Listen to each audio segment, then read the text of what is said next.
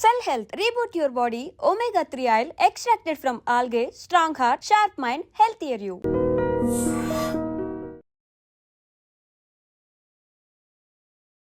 Namaste, welcome to Healthy Conversations with iDream.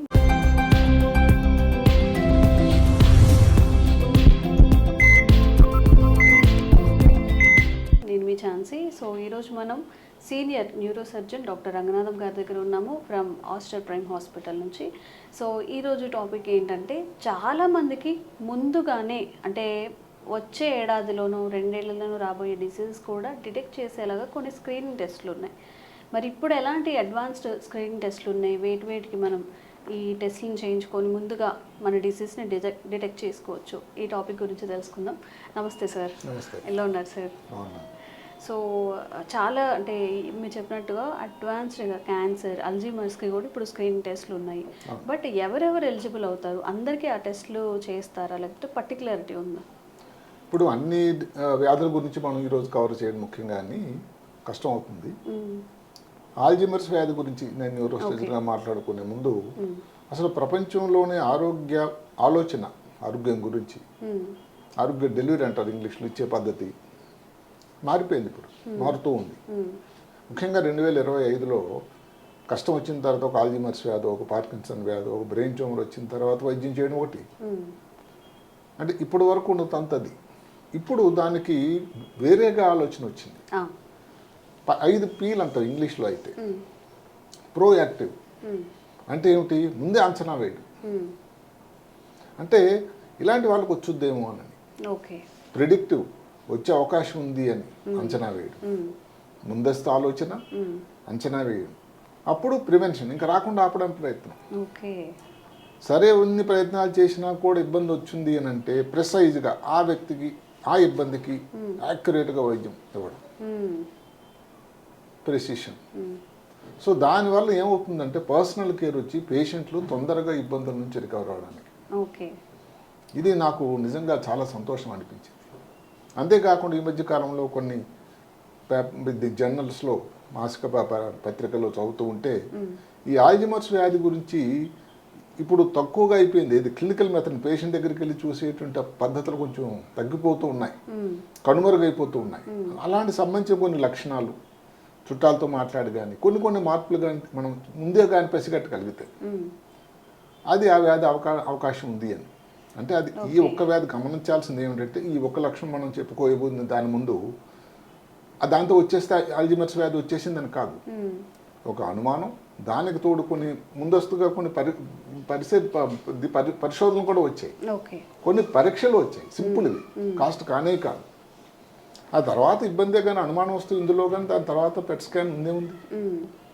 PET scan అన్నది ఆఖరణ ఎందుకు పెడుతున్నామంటే ఖరీదైనది, అన్ని చోట్ల లభ్యంగా లేదు, రేడియేషన్ ఉంటుంది, అది లేకుండా కానీ కాస్ట్ ఉంటుంది. ఇవి కానీ కాకుండా ఇవి సింపుల్ పరీక్షల ద్వారా కానీ తెలిసిపోతాయి.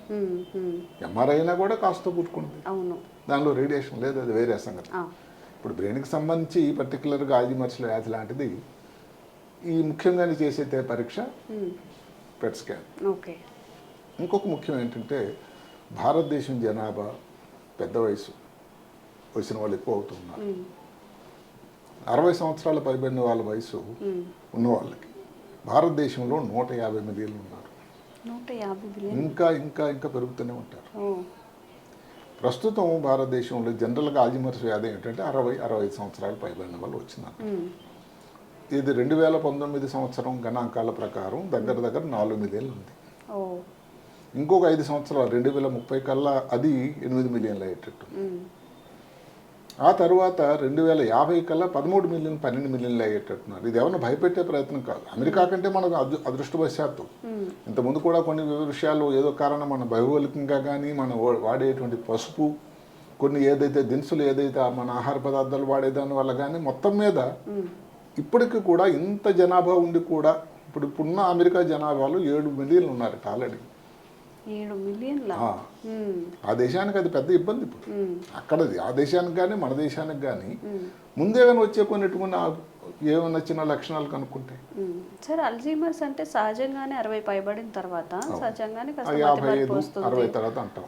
మతిమరుపు వ్యాధి, మతిమరుపు లక్షణం, డిమెన్షియా, దానికి అదే పేర్లు.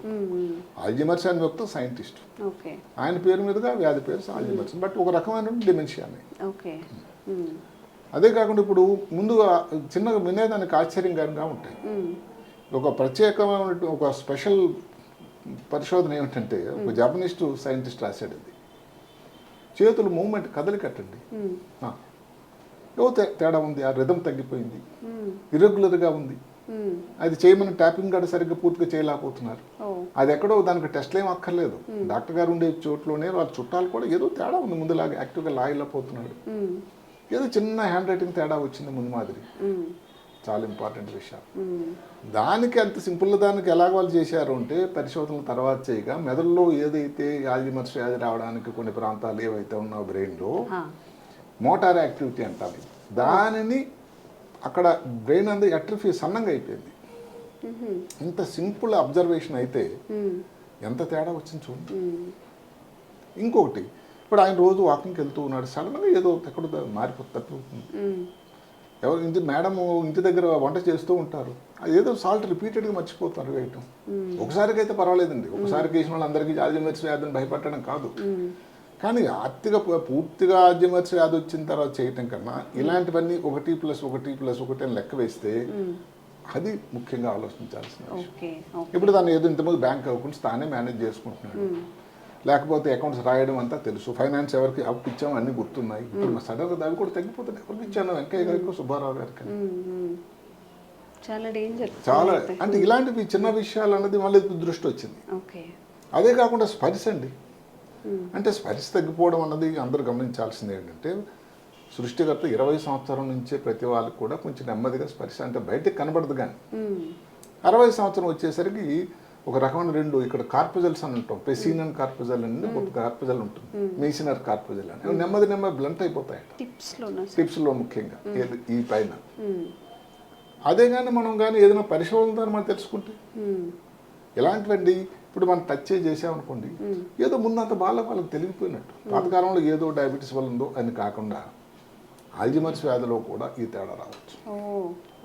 ఇంకన్నిటికంటే ముందు చిన్న ఏదైనా వస్తువు ఇవ్వండి, వస్తువు ఇచ్చి కానీ దాన్ని కళ్ళు మూసుకొని, అంటే మనం చూడకుండా అది ఏమిటి ఆ వస్తువు, రబ్బర్ బాలా లేకపోతే ఏమిటది, ఏదో షేప్ను బట్టి చెప్పగలగాలి. అది చెప్పలేకపోతే స్టీరియోగ్నోసిస్ అంటారు, అంటే దాన్ని చూసి చెప్తే మరి ఇది లేదు, మజా లేదు. ఇలాంటి చిన్న చిన్న లక్షణాలు, ఒక కాలు దగ్గర పెట్టుకొని నిలబడమంటే కొంచెం అటు ఇటు ఊగినట్టు ఉండడం, ఏదో కంపన, మన ఒక ఇన్స్ట్రుమెంట్ ఉంటుంది మా దగ్గర, వైబ్రేషన్ అని చిన్నది, ట్యూనింగ్ ఫోర్క్, దాంట్లో ఇలాగన్నట్టు ప్రకంపన వస్తుంది, వైబ్రేషన్ లేకపోవడం, అది కానీ పెడితే అసలు పరిస్థితి తెలియకపోవడం. చాలా సింపుల్గా బెడ్ సైడ్గా రూమ్లోనే చేసేటువంటి పరీక్ష. శాంతమూర్తి, శాంత స్వభావం ఉన్న వ్యక్తి, కోపం తాపు ఈ మధ్య కాలంలో వాళ్ళు మిస్సెస్గా అనిపిస్తుంది, ఏమైందో ఈయనకి ఈ మధ్యన చాలా కోపం, గురు పెద్ద అని కోపడుతున్నాడు, ఒక లక్షణం కావచ్చు అండి. ఎక్కువ కోపం వచ్చినా కానీ అంటే ముందు నార్మల్గా రోజు కోపడుతున్నట్టు మనం అనుకోవడానికి లేదు. ఒక ఏదైతే ముందు అదర్వైజ్ అంత కోపంగా లేని మనిషిలో తేడా అండి, అంటే అంత సూక్ష్మాన్ని మనం గ్రహించగలగాలి. ఇవి లక్షణాలు.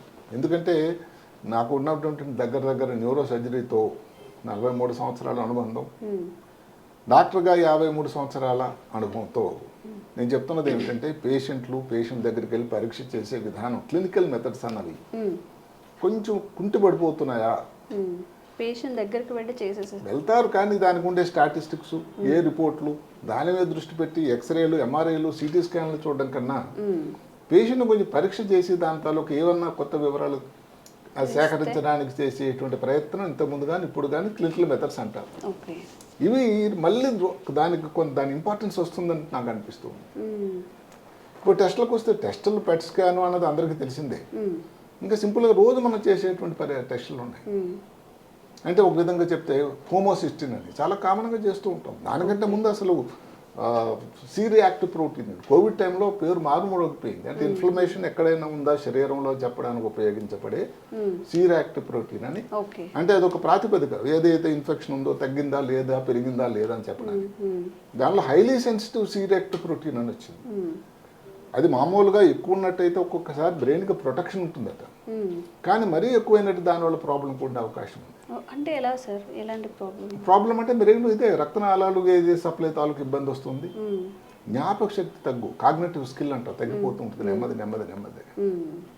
అలాగే ఇన్సులిన్, మామూలుగా ఫాస్టింగ్ ఇన్సులిన్ అంటే ఏదో మనం షుగర్ తగ్గడానికి ఇచ్చేది కాదు.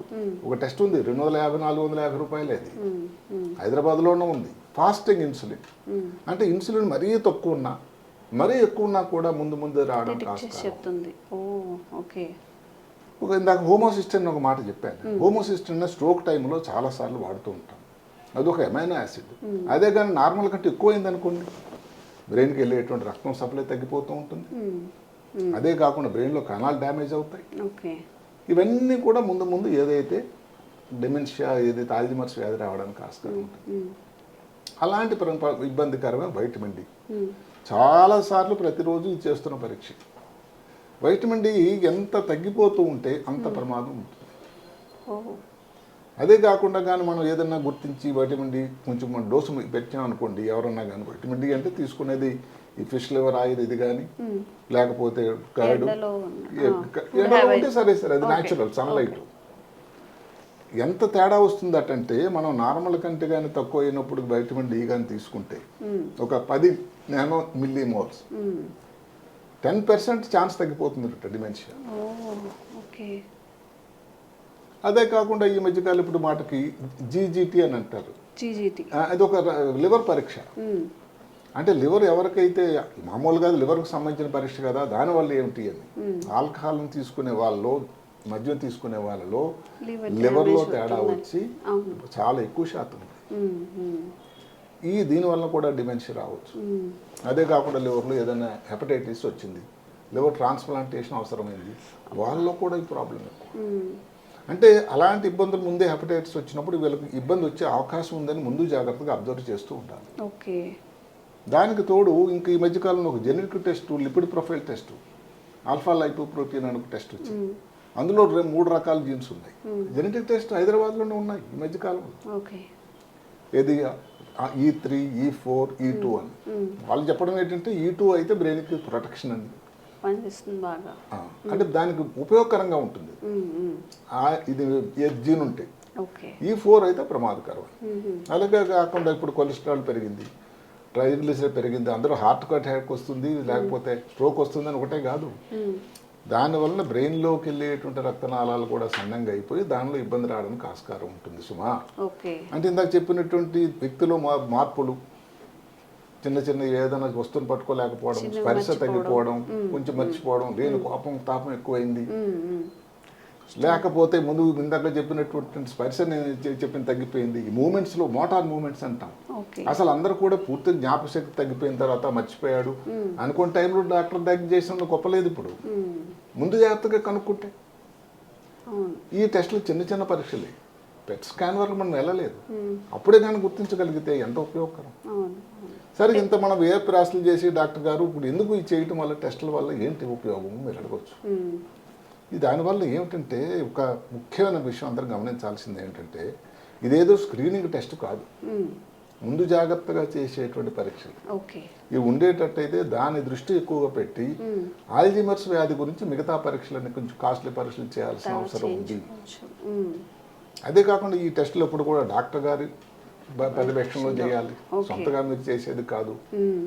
ఇది వచ్చింది అని అంటే ఆల్జీమర్స్ అని అయిపోయింది కాదు, కానీ అది వచ్చే అవకాశం ఉందని చెప్పేటువంటి ఈ మధ్యకాలంలో ఒక ముఖ్యమైన జర్నల్లో ఈ 5-6 రకాల రక్త పరీక్షలు వచ్చాయి. ఇవన్నీ రక్త పరీక్షలే, ఏదో వెన్నులో నీరు తీసి చేయాల్సిన పరీక్షలు ఉన్నాయి కొన్ని. అది ఏ పేషెంట్కి నచ్చదు. ఇప్పుడు ఆలోచన ఎలాగైందంటే, పాతకాలంలో మేము చిన్నప్పుడు చదువుకున్నప్పుడు యాంటీబయాటిక్ అన్నది రోజుకి 4 సార్లు ఇచ్చేవాళ్ళు. అంటే 6 గంటలకి 12, 6, 12. అంటే రాత్రి డోస్ ఎప్పుడు వస్తుంది? 12. ఎంతమంది వేసుకుంటారు?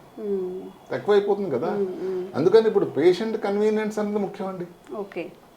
అందుకని 2 సార్లు చేసామని కూడా యాంటీబయాటిక్ తప్పకుండా వేసుకుంటాడు. అలాగే ఇప్పుడు నడువులో నీరు తీస్తాం, నడువులో నీరు అని పెరుగుతున్న అయిపోయిన రోజులు ఉన్నాయి. నడుములో నీరు తీస్తారా? అంటే సిఎస్ఎఫ్ అని ఉంటుంది, నడువులో మాట సూదేసి తీస్తాం కదా, అది చేస్తే అది నిజంగా అది కూడా ఒక రకం టెస్ట్ ఉంది. ఓకే, అది మరి ప్రమాదం ఉంటే తప్ప, ఏదో ప్రాణాపాయం ఉంటే తప్ప ఎవరు రెడీగా ఉండరు. ఇంకేదైనా రక్త పరీక్ష ఉంటే చేయండి డాక్టర్ అంటే, రక్త పరీక్షలే ఉన్నాయండి మీకు. ఇప్పుడు ఇలాంటి ఇబ్బంది రావడం ఏదైతే ఉందో మనం టెస్ట్లు చేయడం వల్ల ప్రజానీకానికి ఉపయోగం ఏమిటి? వచ్చేదానికంటే ప్రమాదం వచ్చేదాన్ని మనం అడ్డకట్ట వేయొచ్చు. ముందే కానీ దానికి మనం వైద్యం చేయడానికి ఈ మధ్య కాలంలో డిజీజ్ మాడిఫైయింగ్ థెరపీస్ అని వచ్చాయి, తర్వాత చెప్పుకుందాం.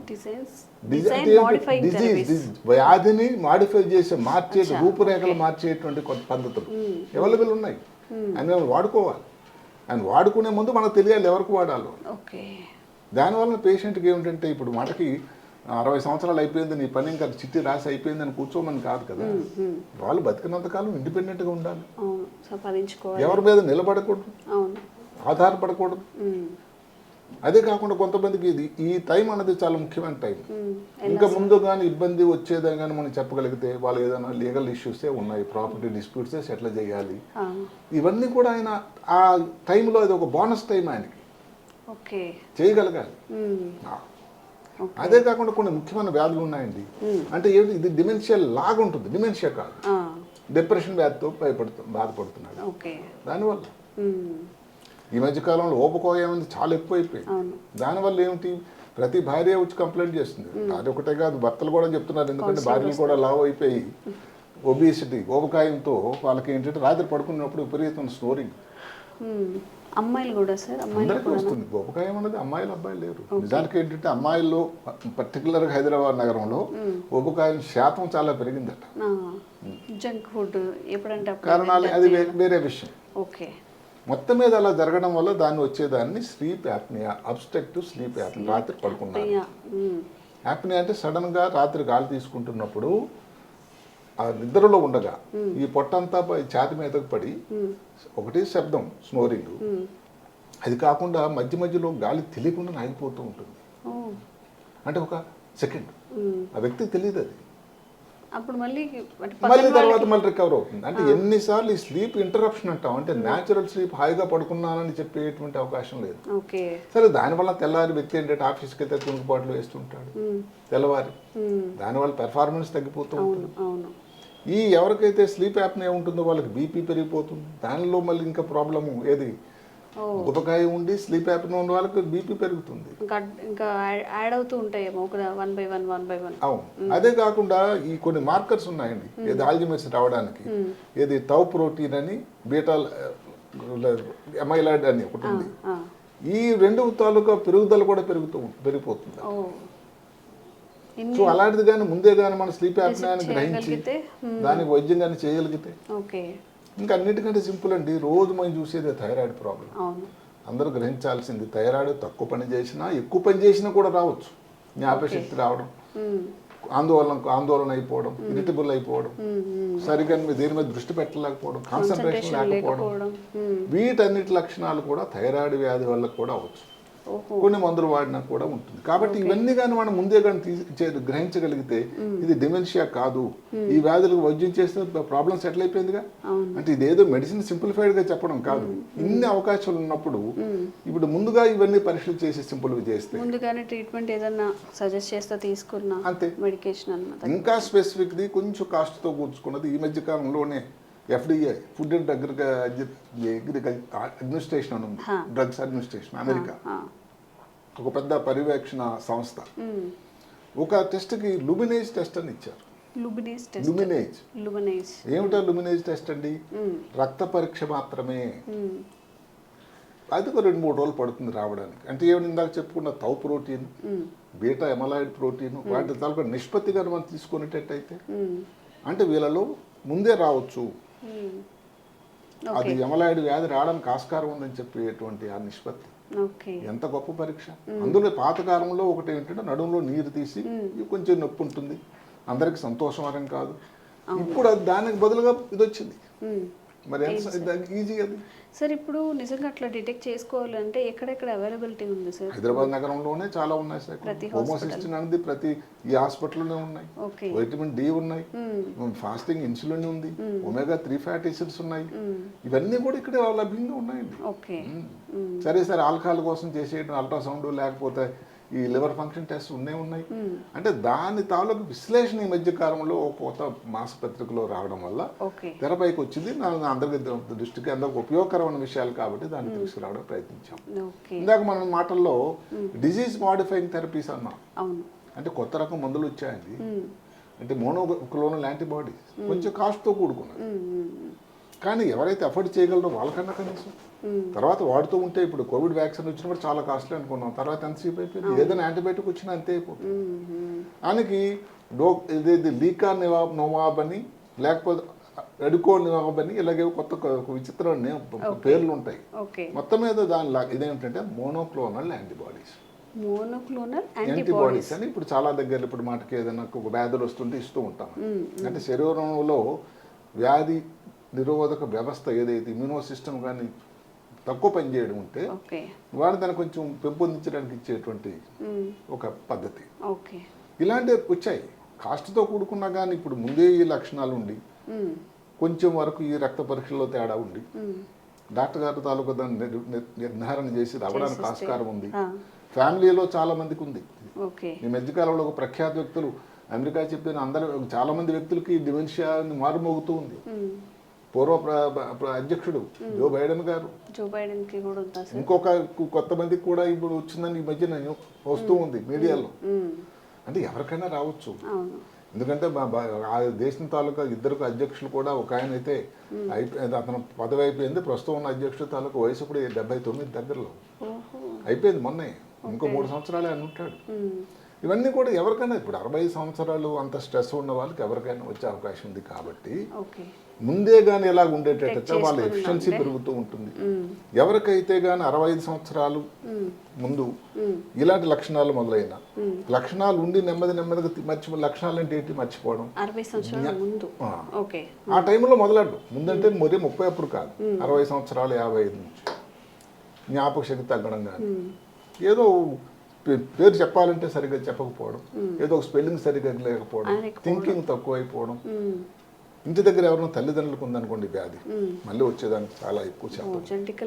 అంటే వాళ్ళకి ముందు తప్పకుండా చేయాలి. ఇంటి దగ్గర ఇప్పుడు తల్లిదండ్రులు లేదు కానీ ఫస్ట్ అక్క చెల్లెళ్ళు తమ్ముళ్ళు ఉన్నారు, వాళ్ళకి ఎవరికైనా వచ్చిందనుకోండి వాళ్ళకి కూడా ఎక్కువ శాతం ఉంది. అంటే మన దృష్టి అంతా వాళ్ళ మీద ఎక్కువగా మనం చేస్తూ ఉంటాం. సో ఇవి చేయటం వల్ల ఉపయోగం ఏంటో మనం చెప్పుకునే ఉన్నాం.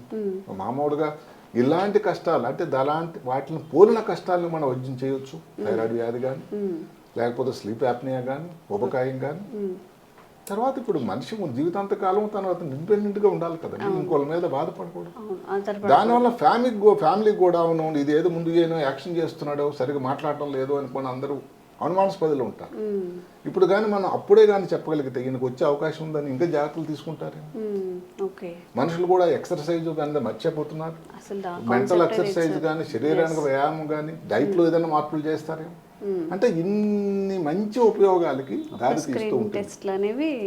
దాని మీద అనుమానం, ఒక స్క్రీనింగ్ టెస్ట్, సింపుల్ టెస్టులు, కాస్ట్తో కూడుకున్నవి కాదు, వ్యక్తిలో వచ్చేటువంటి చిన్న చిన్న లక్షణాలు, ఈ మార్పులు ఇవి చూసినట్టయితే మిలియన్ల భారతీయులకి చాలా ఉపయోగకరంగా హెల్ప్ఫుల్ అవుతుంది. ఇప్పుడు ఇలాంటి టెస్టులు ఈ మధ్యకాలంలో క్యాన్సర్ చేస్తున్నారండి. మల్టీ క్యాన్సర్ డిటెక్షన్ ఏదండి, అలాగే పార్కిన్సన్ కోసం, బ్రెయిన్ ట్యూమర్ కోసం. అంటే ఇవన్నీ కూడా ఇప్పుడు ఏమిటి వచ్చే ముందు కానీ మనం గుర్తించగలిగితే బ్రెయిన్ ట్యూమర్ ఇంత పెద్దది అయిపోయింది, వైద్యం చేసినా లాభం లేదనుకునే కన్నా ఆ రక్త పరీక్ష కానీ ఇప్పుడు ఫ్యామిలీలో ఎవరికో బ్రెయిన్ ట్యూమర్ వచ్చింది, ఇంకో చోట్ల క్యాన్సర్ వచ్చింది, ఒక అవకాశం ఉంది, వచ్చే అవకాశం ఉంది. కాబట్టి అదే కాకుండా కొన్ని ఇప్పుడు ప్రొఫెషన్స్ అవన్నీ అది వేరే సబ్జెక్ట్ అవుతుంది. మొత్తం మీద ఏమిటంటే దానికి ఉన్నాయి కొన్ని జెనెటిక్ టెస్ట్. ఆ జెనెటిక్ టెస్ట్ హైదరాబాద్లోనే ఉన్నాయి. చేయాల్సిందల్లా మనం దాన్ని ఉపయోగం తీసుకోవాలి. అంటే ఏమిటి, ఇప్పుడు ముందు కన్నా ఇప్పుడు వాతావరణం ముందస్తుగా గుర్తించడం, రావచ్చునేమని ఆలోచన చేయడం, దానికి ప్రివెంటివ్గా ఏ జాగ్రత్తలు తీసుకోవాలి, ఆ వ్యక్తికి, ఆ ఫ్యామిలీకి, ఆ కుటుంబానికి ఉపయోగకరంగా ఉండేదానికి దృష్టి వెళ్తుంది. కాబట్టి ఇది మానవాళికి చాలా మంచి జరుగుతుందని నేను అనుకుంటున్నాను. ఓకే, సో ఇప్పటికే మనం అడ్వాన్స్డ్ హెల్త్ ఈ టెస్ట్లు స్క్రీనింగ్ టెస్ట్లో ఉన్నాము. అల్జీమర్స్తో అంటే సార్ చెప్పినట్టుగా జెనెటికల్గా మీ ఫ్యామిలీలో ఎవరికి ఉన్నా కానీ ఈ సిమ్టమ్స్ టైపింగ్లో తేడా అంటే లేకపోయినా కూడా 60-50 తర్వాత కొన్ని మార్పులు వస్తున్నా గానీ అదే కాకుండా స్పర్శ గానీ మీరు ఓన్గా ఏదైనా మూమెంట్స్ లో గానీ ఏదైనా తేడా ఇంటి దగ్గర ముందుకంటే ఏదైనా కోపం తాపం అయినా ఎక్కువైనా కూల్గా ఉండే వాళ్ళు ఎక్కువ కూల్గా ఉండే వాళ్ళు కోపం ముందు నుంచి చేస్తుంటే విషయం లేదు పడుతున్నా కానీ ఒక అనుమానం అప్పుడు ఈ టెస్టులు చేయించండి. అప్పుడు కూడా పెట్ స్కాన్ కాదు, మీకు ముద్రేం పడిపోలేదు ఆల్జీమర్స్ అని హోమోసిస్టమ్ చేయించండి, ఒమేగా ఫ్యాటీ యాసిడ్ చేయించండి, వైటమిన్ డి చేయించండి, ఫాస్టింగ్ ఇన్సులిన్ చేయించండి, లివర్ టెస్ట్ చేయించండి. అంటే ఎంత సింపుల్ టెస్టులు అండి. మీ దగ్గర ఇంటి దగ్గర పక్కనే ఉండేటువంటి ల్యాబ్లు ఇవన్నీ లభ్యంగా ఉన్నాయి. సరే జెనెటిక్ టెస్ట్ అన్న తర్వాత లిపిడ్ ప్రొఫైల్ చేయించండి. ఎంత సింపుల్ టెస్టులు అందరు చేసేది. దాని ముఖ్యత అన్నది ఈ రోజున దానిని అలాగా అన్వయించి అల్జీమర్ వ్యాధిలో దీని తాలూకా ఉపయోగం ఉందని చెప్పారు కాబట్టి దాని అందరికీ ఉపయోగం మనం అందరం తీసుకోవాలి. ఓకే, సో ఇలా చిన్న ఒక స్క్రీనింగ్ టెస్ట్ ద్వారా మీరు ముందుగా ఒక 1 year తర్వాత పడే బాధని ఇష్యూని కూడా అసలు ఇందాక చెప్పుకున్నటువంటి ఏదైతే పరీక్ష ఉందో నిష్పత్తి లుమినేజ్ అనే టెస్ట్, లుమినేజ్ టెస్ట్ తాలూకా పర్సంటేజ్ అట 95%. పాజిటివ్ వచ్చిందంటే అంతే. నెగిటివ్ వచ్చింది అనుకోండి 98 మందిలో తర్వాత రావడానికి ఆస్కారం లేదు. Okay okay. అదే కాకుండా ఇంకొకటి ఉంది. ఇప్పుడు ఏదైతే మనం మందులు చెప్పుకున్నామో ఆ మందుల ఉపయోగం కూడా అది ఒక ఈ టెస్ట్ల వల్ల కూడా చెప్పొచ్చు. మందులు ఎవరికి ఉపయోగపడతాయి, మందులు అంత ఉపయోగకరమా, అంత కాస్ట్లీ మందు నేను ఖర్చు పెట్టి బిలియనరే వాడుకున్నాడు అనుకోండి, మరి ఆయన కూడా తెలియాలి కదా దాని ఉపయోగం ఉంటుందా లేదా, వ్యాధి అనేది అసలు ఏ స్టేజ్ లో ఉంది, అది కూడా వచ్చి ఎన్నాళ్ళు అవుతుంది అనేది కూడా తెలుస్తుంది. ఓకే, చక్కగా ఈ స్క్రీనింగ్ టెస్ట్ చేయించుకొని మనం హ్యాపీగా మన పక్కనే ఉండేటువంటి ల్యాబ్ల్లోనే ఉంది కాబట్టి అందరు గమనించాల్సింది ఏంటంటే ఈ టెస్ట్ చేసేదో తేడా రావడం వల్ల ఆల్జీమర్స్ వ్యాధి ముద్ర వేయటం లేదండి. మీ చుట్టాల బంధువులకు ఎవరికైనా కోరుకోకూడదు, దేవుడి మేలు చేసి రాకూడదు, వచ్చితే వాళ్ళకి వచ్చే అవకాశం ఒకటి ఉంది. ఏదన్నా వ్యక్తుల్లో వ్యక్తిత్వంలో చిన్న చిన్న మార్పులు వచ్చినా కానీ సింపుల్గా నడుస్తూ రోజు వెళ్ళే ఒక ఫెమిలియర్ ఏరియాస్లో మీరు మర్చిపోతే మరి తేడా రాదు. అదే కాకుండా వెంకట్రావు గారు ఎంత టైం ఉందంటే దాని కొంచెం ఆలోచన తట్టుపాటించడం, వాచి చేతిలో ఉన్నా కూడా ఇలాంటివన్నీ కొంచెం సటిల్గా ఉంటాయి. ఏమిటో ఆయన భలే షార్ప్ ఉండేవాడండి, టైం అంటే చెప్పలేకపోయాడు, డల్ అయిపోయాడు. ఇలాంటివన్నీ చిన్న లక్షణాలే. ఇప్పుడు రోజు వంట చేస్తున్నారు మహాతల్లి, సాల్ట్ ఒకసారి మర్చిపోయింది, ఏదో మర్చిపోయింది, 2 సార్లు రోజు రొటీన్ అవుతుంటే రోజు మర్చిపోతూ ఉంటే అది కూడా ఇబ్బంది కదా సార్, పెద్ద విషయం కాదు. సో ఈ జాగ్రత్తలు పాటించండి. మీలో వచ్చిన చేంజెస్ని బట్టి దగ్గరలో ఉన్న సెంటర్లో సార్ మెన్షన్ చేసిన టెస్టులు చేయించుకుంటే ముందుగా మీరు తర్వాత డాక్టర్ గారిని ఒక ప్రత్యేక నిపుణుడు న్యూరో సర్జన్ గారిని న్యూరాలజిస్ట్ని సంప్రదించి వీటన్నిటి మేలి కలయిక వలన మీకు అవకాశం ఉందా లేదా వ్యాధి ఉంటే ఎంత ప్రమాదం అయింది, ఏ స్టేజ్ లో రావడానికి అవకాశం ఉంది, ఇన్ని ఆ సింపుల్ పద్ధతుల ద్వారా తెలుస్తుంది. Okay okay, thank you sir. Sir, one life lesson what medicine has taught you. Whatever you can do without expecting. But I really believe మన పాజిటివ్ యాటిట్యూడ్ ఉంటేనే మనం ఏదైనా సాధించగలం. గట్ ని మనం కరెక్ట్ గా డీల్ చేసినట్లయితే అది మనకి పాజిటివ్ హార్మోన్స్ ని రిలీజ్ చేస్తుంది. షుగర్ వచ్చిన వాళ్ళ పరిస్థితి ఏంటి? పొట్ట దగ్గర పెరిగితే దాన్ని ఆండ్రాయిడ్ అంటారు, ఆండ్రాయిడ్ ఫోన్ కదా. అసలు థాట్స్ ఎందుకు వస్తాయి? బ్రెయిన్ డెడ్ అంటే దానికి ప్రపంచం అంతా కూడా కొన్ని నిర్దిష్టమైనటువంటి లక్షణాలు. మానసికంగా ధైర్యంగా ఉంటే క్యాన్సర్ జయించవచ్చు. You are a doctor for a cause sir, అంతే. వాళ్ళకి వచ్చిన ఆదాయం కాకుండా ఫ్రీ సర్వీస్ ఎంతమందికో చేస్తారు.